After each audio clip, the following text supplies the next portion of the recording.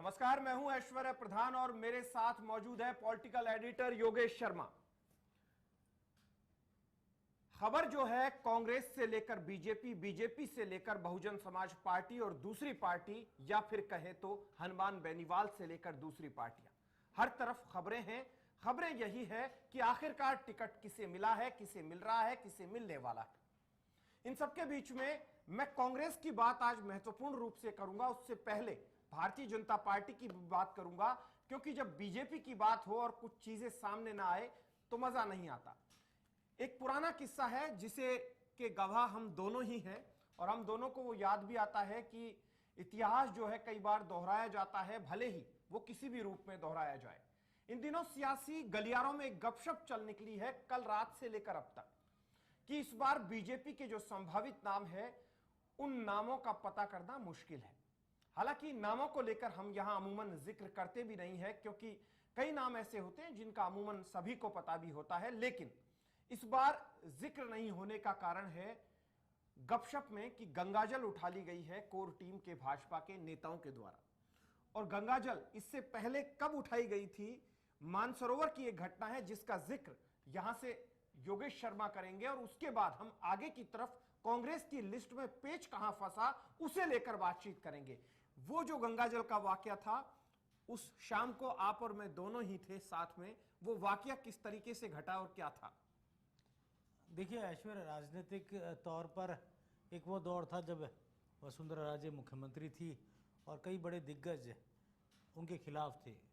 उनकी कैबिनेट में भी थे लेकिन उनके खिलाफ थे। महावीर प्रसाद जैन हुआ करते थे जो उस समय विधानसभा के मुख्य सचेतक हुआ करते थे। उनके घर एक बैठक होती है, तमाम प्रमुख नेता होते हैं, चाहे वो गुलाब चंद कटारिया हों, घनश्याम तिवारी हों। चुनाव आने वाले थे तब। चुनाव आने वाले थे और उससे पहले दीनदयाल ट्रस्ट का एक मसला बड़ा गंभीरता के साथ भारतीय जनता पार्टी के अंदर उठ रहा था। उसी दौर में वसुंधरा राजे के विरोधियों ने ये बैठक कॉल की थी। ओंकार सिंह लखावत जो आज अनुशासन समिति के चेयरमैन हैं, वो भी उस बैठक में मौजूद थे और कहा जा सकता है मदन दिलावर उस बैठक में शामिल थे। जो असंतुष्ट खेमा कहा जाता है, रामदास अग्रवाल भी थे, ललित किशोर चतुर्वेदी भी थे, हरिशंकर भावड़ा थे। तो वो असंतुष्ट खेमा उस दौर का कहा जाता है। और तभी गंगाजल उठाया गया और किरोड़ीलाल मीणा को लेकर भी बात। गंगाजल उठाया गया और एक तरह से कहा जाए तो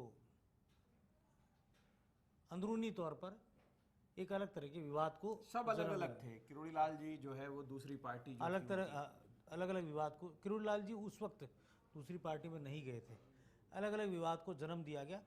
मेरा कहने का तात्पर्य यह है कि अब एक दौर फिर आया है इसी तरह का, जो हमें राजस्थान की बीजेपी में नज़र आता है। उसको लेकर क्या कुछ अभी उसको हम मोहर लगाएं वो उचित नहीं होगा जब तक कि तमाम टिकट वितरण हमारे सामने नहीं हो जाता। लेकिन 41 की सूची में कुछ ऐसे चेहरों का नाम कटना वो ये संकेत देता है कि किस तरह से बीजेपी के अंदर एक बड़े क्षत्रप की अवहेलना की जा रही है। और दूसरी ओर ये भी कहा जा सकता है कि नई धारा को आगे बढ़ाया जा रहा है। नई धारा को आगे बढ़ाया जा रहा है, नए क्षत्रप की बात की जा रही है। यहां पर मैं एक चीज का जिक्र और यहां पर करूंगा कि एक दौर था, दौर आता है, अभी सियासी गलियारों में गपशप चल निकली है कि बीजेपी के लगभग 70 नाम हैं जिन्हें लेकर चर्चा की गई है। उनमें कई विधायकों के टिकट भी कट रहे हैं। ऐसा नहीं है कि विधायक जो है सभी विधायकों को मिल जाए, कई के टिकट कट रहे हैं, ऐसी चर्चाओं में है। उसके अलावा चर्चा ये भी है कि कई युवा नाम आ सकते हैं, कई चौंकाने वाले नाम आ सकते हैं। लेकिन एक बड़ा विषय है जिस पर हम बाद में चर्चा करेंगे। कुछ सीटें ऐसी होती है कांग्रेस और बीजेपी में, मानसिक रूप से मान ली जाती है कार्यकर्ता के मन में भी कि भाई यहां पर तो अग्रवाल की सीट है, अग्रवाल ही अग्रवाल के पोस्टर बैनर दिखाई देंगे। भाई ये किसकी, जाट की है, जाट ही जाट के दिखाई देंगे। भाई यहां तो बीजेपी ब्राह्मण को देती है, यहां पर राजपूत को देती है।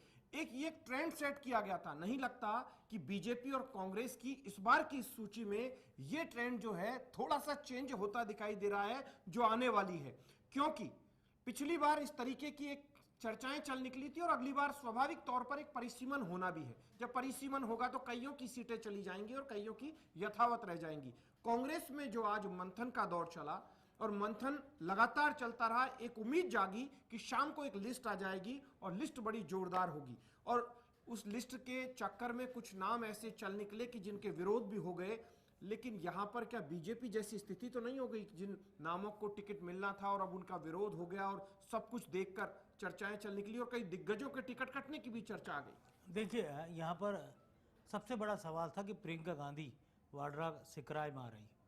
सिकराय दौसा जिले का वो निर्वाचन क्षेत्र, और दौसा जिला जो राजनीतिक रूप से मुझे लगता है कि पूरे प्रदेश में सबसे संवेदनशील जिला है, कांग्रेस के लिहाज से भी और बीजेपी के लिहाज से भी। और इसके साथ ही वो जिला भी कह सकते हैं कि जहाँ जब चुनाव होते हैं तो सर्वाधिक अति संवेदनशील बूथ दौसा जिले में नजर आते हैं।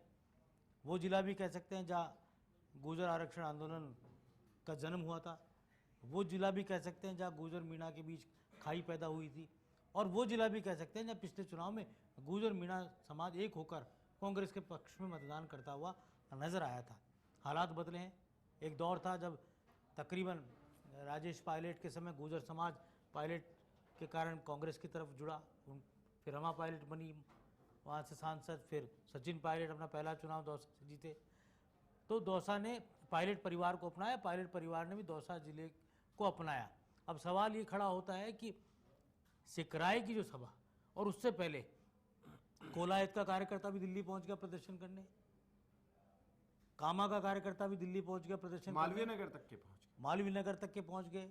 तो ये कहा जा सकता है कि जब इतनी बड़ी संख्या में प्रदर्शन हमें दिल्ली में कांग्रेस के दफ्तर पर तब नजर आते हैं जब तक टिकट ही तय नहीं हुए, टिकट की पहली सूची नहीं आई। इसे नहीं कहा जा सकता कि बीजेपी में एक शुरुआत बीएल संतोष के पास बस्सी के सारे भाजपाइयों ने पहुंचकर कर दी थी, लेकिन बाद में वो सिलसिला थम गया था।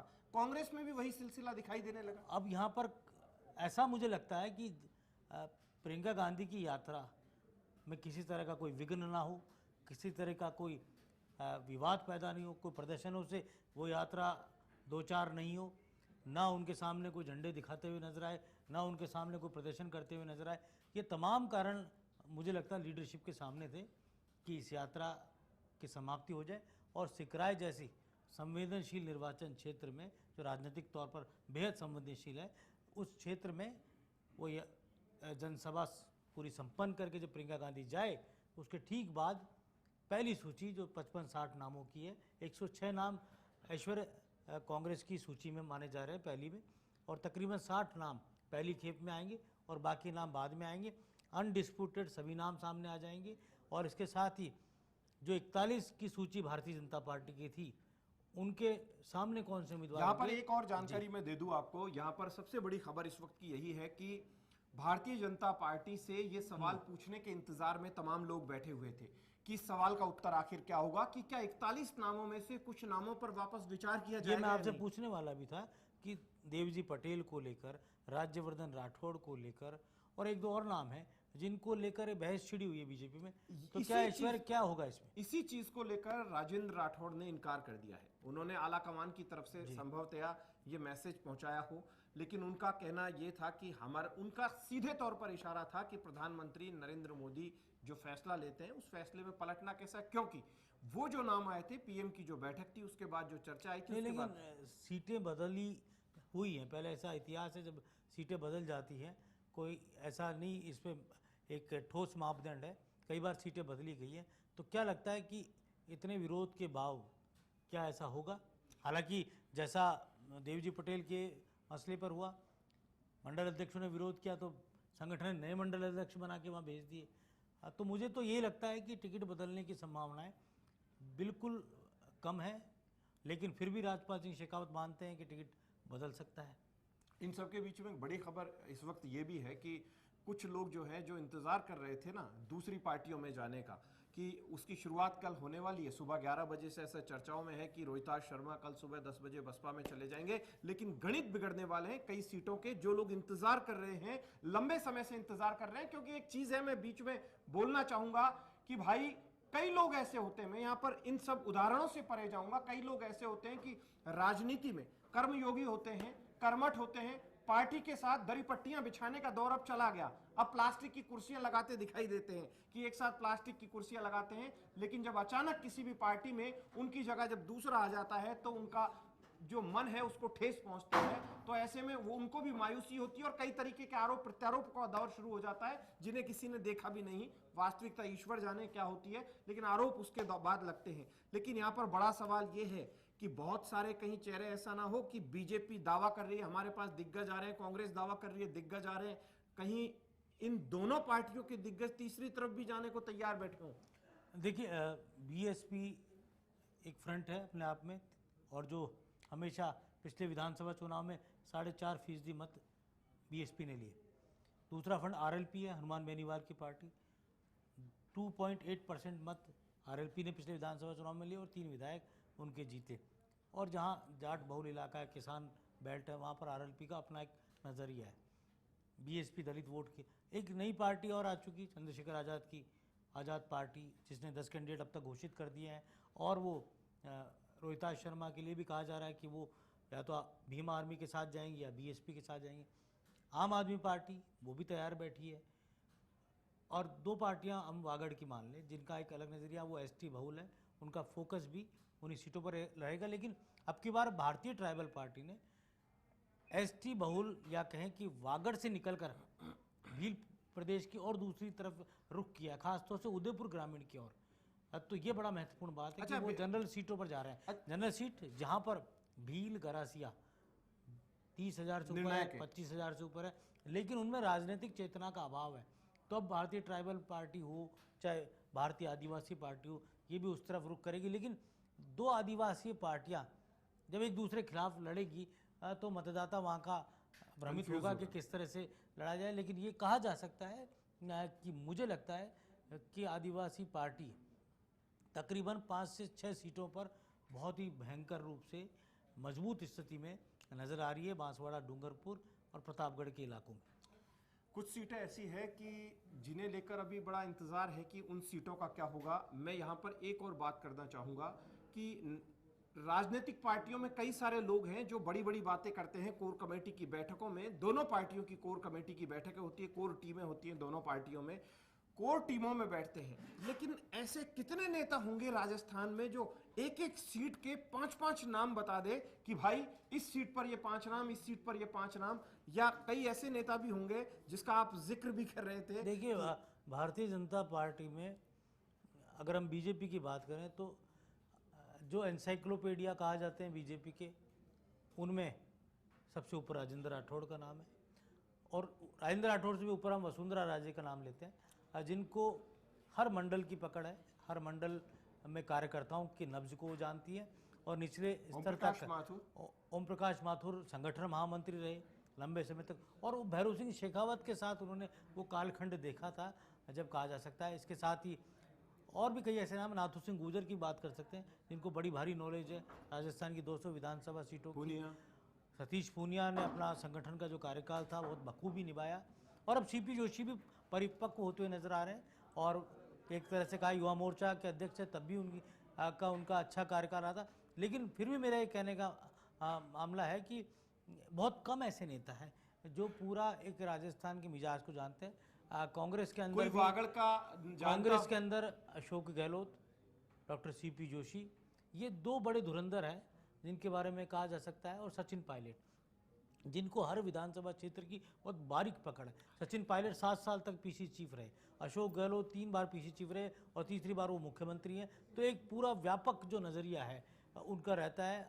अशोक गहलोत तो मुझे यहाँ तक आइडिया है कि वो नए यूथ कांग्रेस के रंग रूट को भी जानते हैं, तो सबसे ओल्ड कांग्रेसमैन को भी जानते हैं। एक यहाँ पर आखिर में कुछ चीजें और है, मैं वापस से उसी विषय पर आ रहा हूं कि आखिरकार लिस्ट कब। सबसे पहली अपडेट तो ये दे दें कि भारतीय जनता पार्टी के तमाम कोर टीम के लोग कल फिर से दिल्ली पहुंचेंगे। दिल्ली फिर कोर टीम की बैठक, फिर सीसी की बैठक, और उसके बाद इंतजार कांग्रेस की तरफ से भी होगा, क्योंकि कांग्रेस जो है वो भाजपा की तरफ देख रही है और भाजपा कांग्रेस की तरफ। क्या मानते हैं कि पहले कांग्रेस की आने की संभावना है या भाजपा की पहले? देखिए, कांग्रेस की पहली सूची बीजेपी को देखते हुए का उसका बड़ा मकसद नहीं था।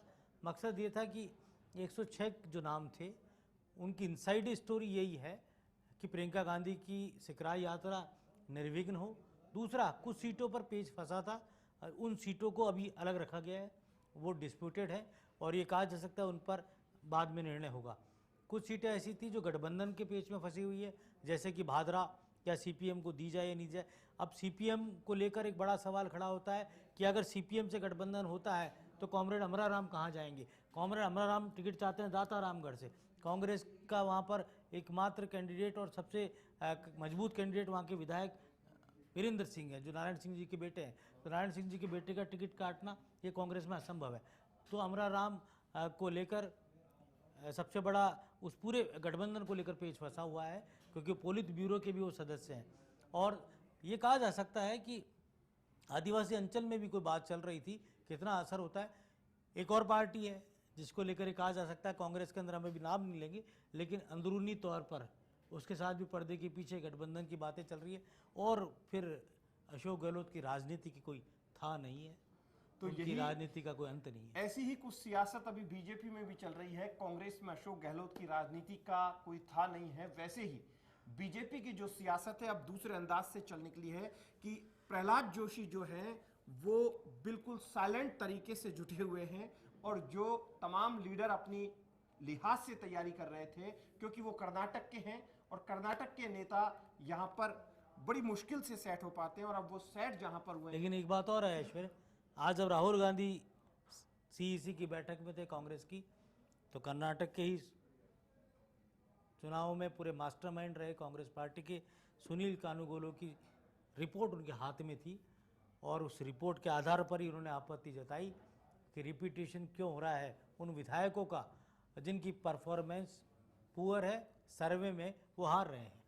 तो कुल मिलाकर कहा जाए तो कर्नाटक उधर से लेकर इधर तक बड़ा भारी चर्चाओं में है। तो कर्नाटक चर्चाओं में है, लेकिन पावर किसके हाथ में होगी इस सूची से पता चलेगा। और ये तय मानकर चलिएगा कि कांग्रेस और भारतीय जनता पार्टी दोनों की जो सूचियां आएंगी, उस सूचियों में संभवतः इस बार जिताऊ नामों पर दांव खेला। ये भी देखा जाएगा कि क्या कांग्रेस बीजेपी की तरह टिकट काटने का साहस जुटा पाएगी। जो कांग्रेस के लिए अमूमन ये कहा जाता है कि कांग्रेस ऐसा साहस नहीं जुटा पाती है, बीजेपी के लिए भी कहा जाता था, लेकिन अब बीजेपी गुजरात पैटर्न जो है वो कमोबेश सभी राज्यों में लागू करने लगी है। और उसी गुजरात पैटर्न के आधार पर जब सांसदों को विधायक के चुनाव लड़वाए जा सकते हैं, क्योंकि सांसद का चुनाव सबसे आसान माना जाने लगा है, क्योंकि कहा जाता है कि प्रधानमंत्री नरेंद्र मोदी ही लड़ते हैं, और 25 के 25 सांसद जो 24 जीते थे, 25 मान लीजिए, वो प्रधानमंत्री के चेहरे पर ही जीते थे। तो इंतजार इसी बात को लेकर रहेगा कि आखिरकार जो कल कोर टीम की बीजेपी की बैठक होने वाली है, तो दूसरी तरफ प्रियंका गांधी का दौरा होने वाला है, उसके बाद आखिर किन नामों पर मोहर लगेगी, क्योंकि दोनों ही पार्टियों में अंदरूनी तौर पर सियासत लगातार जारी है। शहमात के खेल से लेकर नूरा कुश्ती से इनकार नहीं किया जा सकता। हम कल फिर एक नए मुद्दे के साथ, महत्वपूर्ण मुद्दे के साथ आपके साथ रूबरू होंगे। तब तक के लिए नमस्कार।